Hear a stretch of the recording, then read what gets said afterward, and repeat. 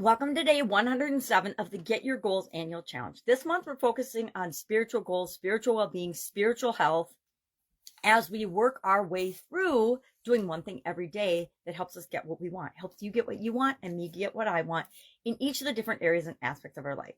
For 9 months of this year, we are focusing on and spending our time going through in pretty great detail, different areas and aspects of our life. We did emotional in February, mental in March, spiritual this month.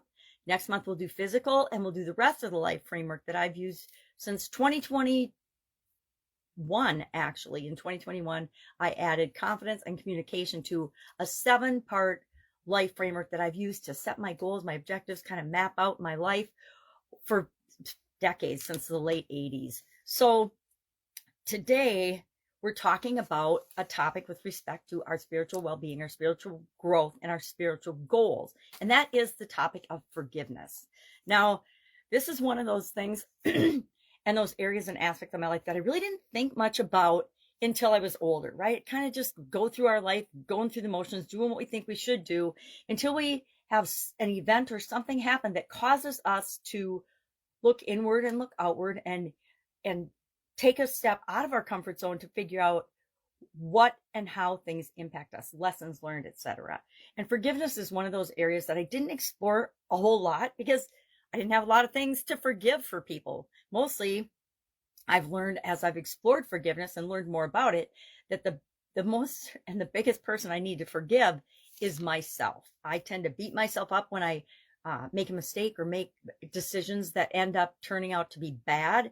And then I have learned that instead of beating myself up about it, I need to forgive myself and then figure out what lesson can I learn from that situation or that experience so I can move forward and not make that mistake again. Forgiveness, we're going to talk about, and we could talk about the benefits of it. We could talk about why it's important and that it's for you. It's not for the other person. It allows us to take that control of negative emotions and grief and judgments and things about ourselves that we probably need to let go of because they weren't true in the first place. But you can read about that in Guide 17 of the Get Up and Go Challenge private Facebook group. I did a write-up on this as well as the video that we do every day. Started doing that in February. Not sure if I'll go back in January and do that or not. I'm actually using ChatGPT to play with that and see what comes up on different topics that we're talking about. So today, I didn't find this on ChatGPT. I actually have known this from before, but I got this process off of the internet once upon a time, and it's the forgiveness process, 7 steps to true forgiveness.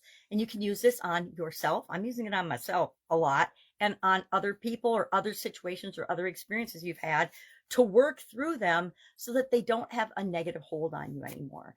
And our action item today is going to be to take someone or something, including yourself perhaps, that you want to forgive and run through this process just once and see how it makes you feel. See if it helps you to deal with that process and deal with forgiveness in a way that gives you back control of the way you want your life to be versus letting the world kind of slap you around and have an impact on you.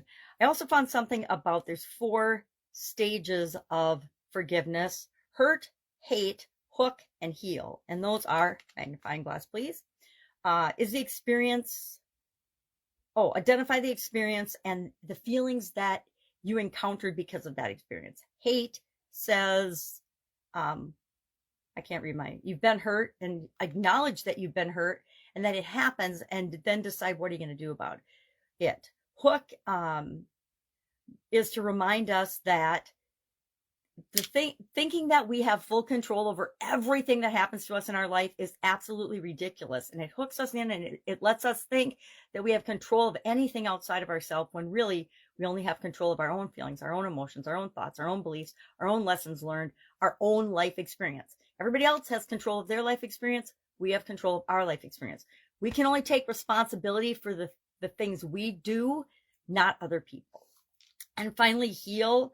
And that is about forgiveness, and it helps us to alleviate the problem of the negative things that are associated with not forgiving people, right? Have you ever had something happen and you held a grudge, or you didn't forgive somebody, and you realized and you thought about it over and over and over again and had negative emotions and negative feelings associated with it, and every time you thought about it, it made you feel bad?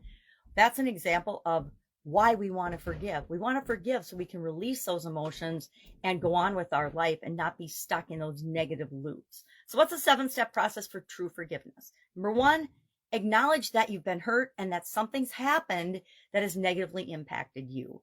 Number 2, consider, and that means we want to consider how the hurt has affected us and the pain that it's caused us. Step 3, accept that you can't control everything and that you can't change the past. What happens has happened. Instead of resisting and pretending it didn't happen, this is the point where we consider that it happened and maybe there's nothing we could do about it. Step 3. Step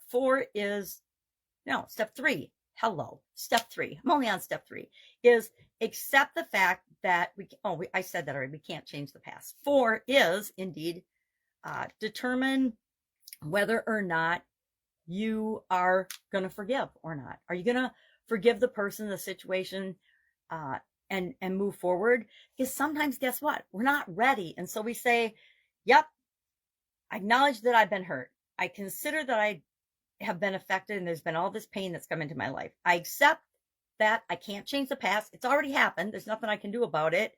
And I am not ready to change that yet. I'm not ready to deal with that situation emotionally, etc.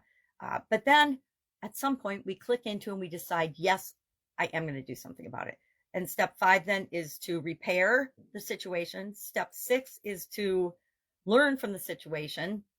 And finally, we want to look at the situation and say, what are the lessons that I can learn from this? And then 7 is to forgive. A lot of times I have found when I have to go through this process, it isn't about me forgiving the other person that was involved in the situation. It's about me, and that's part of it. But for me personally, it's not always, but it's often been, more often than I want to admit, which is a huge lesson I've had to learn, that I have made a mistake in my judgment. I didn't do all my due diligence. I didn't see the signs that there was a problem with a person, a situation, or a thing going on because I just missed it. Or sometimes, guess what? I didn't want to see it. It was right in front of my face and I didn't want to see it. And I ignored it and I ignored those signs. And I have to learn to forgive myself for that. So that's our process. Today, our action item, go through this process for something. It could be a past thing that you've already forgiven another person or thing about or yourself about, but just go through the steps and see if the steps help you to move through and get to actual forgiveness where you let go of the negative emotions that are associated with pains that have been done to us or crimes against us in the past. So what were they? Acknowledge, consider, accept, determine, repair, learn, and then finally forgive. Guess what? It's kind of like the grief process. You have to do all these things before you actually are back in control and okay with it. Love to know your experience with this exercise. Share in the comments below today after you do it. And I'm going to do it too. I've got something that I'm working through and I'm going to work through it using these steps and see if I get a better result than how I've dealt with it in the past. Have an awesome day. And I'll of course be with you tomorrow for day 108 of this year's annual challenge. Have an awesome day.